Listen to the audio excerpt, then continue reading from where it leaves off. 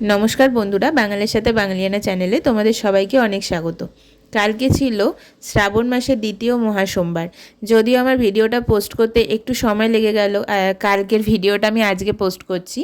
তো চলো আমি এখানে তোমাদের সাথে একটু শেয়ার করে নিচ্ছি যে দ্বিতীয় সোমবারে আমরা কিভাবে পুজো দিলাম। ভোলে বাবাকে যে জলটা অর্পণ করা হবে সেই জলটা আমি এখানে রেডি করে নিচ্ছিলাম। যেহেতু আমাদের জায়গাটা অনেকটা ছোট, তাই জন্য আমি দুটো ঘটি মেপে জল নিয়ে নিয়েছিলাম, একটা আমার জন্য একটা মায়ের জন্য।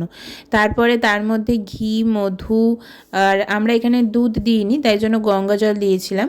আর তারপরে আমরা দিয়েছিলাম একটা ছোট বাতাসা, ওর মধ্যে টুকরো করে দিয়ে দিয়েছিলাম। আর তার সাথে একটু অগুরু দিয়েছিলাম।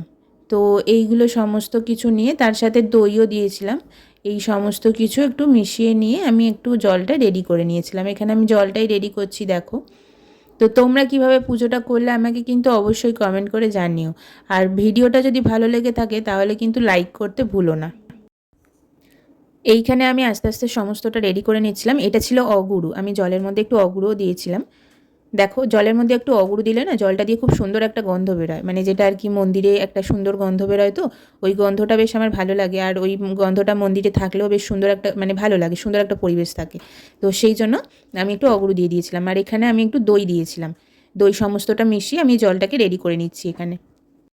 এইবারে আমি দইটা দিয়ে দিলাম। দেখো, দইটা দেওয়ার পর এবারে আমি বাতাসাটাও দেব। তো সমস্তটা দিয়ে আমি একসাথে একটু পুরোটা মিশিয়ে নিয়েছি। যেহেতু দই দেওয়া হয়েছিল তাই জন্য মানে জলটা একটু সাদাটে মতো হয়েছিল। আর এখানে আমি সমস্তটা রেডি করছিলাম, আর ওখানে মা পুরনো যে ঠাকুরের কাছে ফুলগুলো দেওয়া হয়, আগের দিনে যে ফুলগুলো থাকে সেইগুলোকে পরিষ্কার করে নিচ্ছিল। আর সাথে ঠাকুরকে একটু স্নান টান করে পরিষ্কার পরিচ্ছন্ন করিয়ে ঠিক করে বসিয়ে রাখছিল। তো তাই জন্য আমি এই দিকের কাজগুলো একটু এগিয়ে রাখছিলাম। এখানে আমি বাতাসাটাকে একদম জলের মধ্যে গুঁড়ো করে দিয়েছি, যাতে জলের মধ্যে পুরোটা ভালো করে মিশে যায়। না হলে তো একটু শক্ত হয়ে থাকবে, বাতাসা তো মিশতে একটু সময় লাগে। এইখানে দেখো জলটা পুরোটাই আমি রেডি করে নিয়েছি, আর যেহেতু বললাম যে দই দিয়েছি বলে একটু সাদাটে হয়েছে।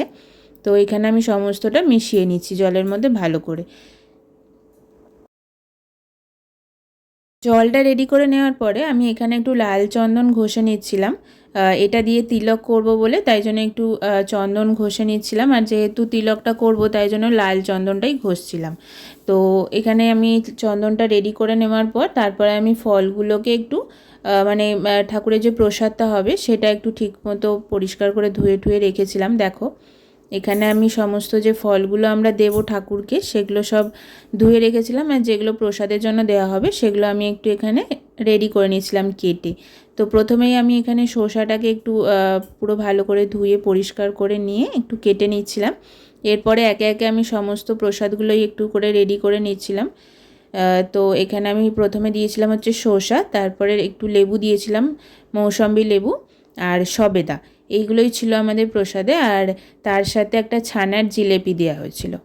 এইখানে আমি এক এক করে সমস্ত ফলগুলো কেটে নিয়েছিলাম। প্রথমে আমি শসাটা কেটে নিয়েছি, তারপরে দেখো আমি মৌসম্বি লেবুটাকেও কেটে নিচ্ছি।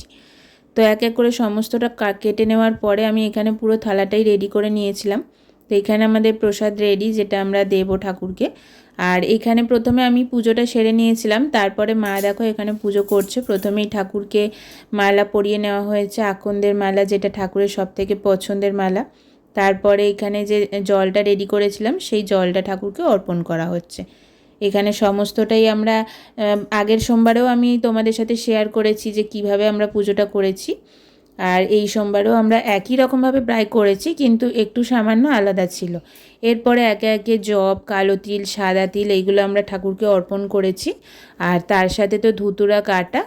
আর আগের সোমবারে আমরা দিয়েছিলাম ঠাকুরকে একটা গোটা ফল, আর এই সোমবারেও আমরা একটা ঠাকুরকে গোটা ফল দিয়েছি, সেটা হচ্ছে শাকালু।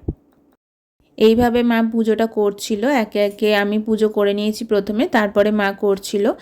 আর অন্য যে ঠাকুররা ছিলেন ওনাদেরকে আগেই পুজো করে নেওয়া হয়েছে, যেহেতু শিব পুজোতে তো একটু সময় লাগবে, তাই জন্য ওনাদেরকে পুরোটাই রেডি করে সাজিয়ে দেওয়া হয়েছে। দেখো পিছনে কালীমা, জগন্নাথ বাবা সবাইকেই মোটামুটি পুরো মানে ফুল ঠুল দিয়ে সাজিয়ে দেওয়া হয়েছিল। তো এইখানে দেখো আমরা শিব ঠাকুরকে বেলপাতাও অর্পণ করেছিলাম, তার সাথে ফুল। আর ঠাকুরের তো খুবই পছন্দের ধুতুরা ফুল, সেই ধুতুরা ফুলও অর্পণ করা হয়েছিল। তো এইভাবে একে একে সমস্তটা পুজোটাই করা হয়েছে। আর তিলক যেটা করা হয়েছিল সেটা আমি পুজো করার সময় করে দিয়েছিলাম তিলকটা, তাই জন্য মা আর তিলকটা করেনি।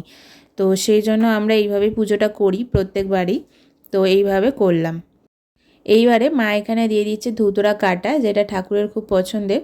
তো এখানে ধুতুরা কাটা, ওই পাশেটা আমার পুজো করা হয়েছিল বলে আমি দিয়ে রেখেছি, আর এই পাশে মা পুজো করছে, মা দিচ্ছে। এখানে গোটা ফলে আমরা দিয়েছিলাম হচ্ছে শাক আলু।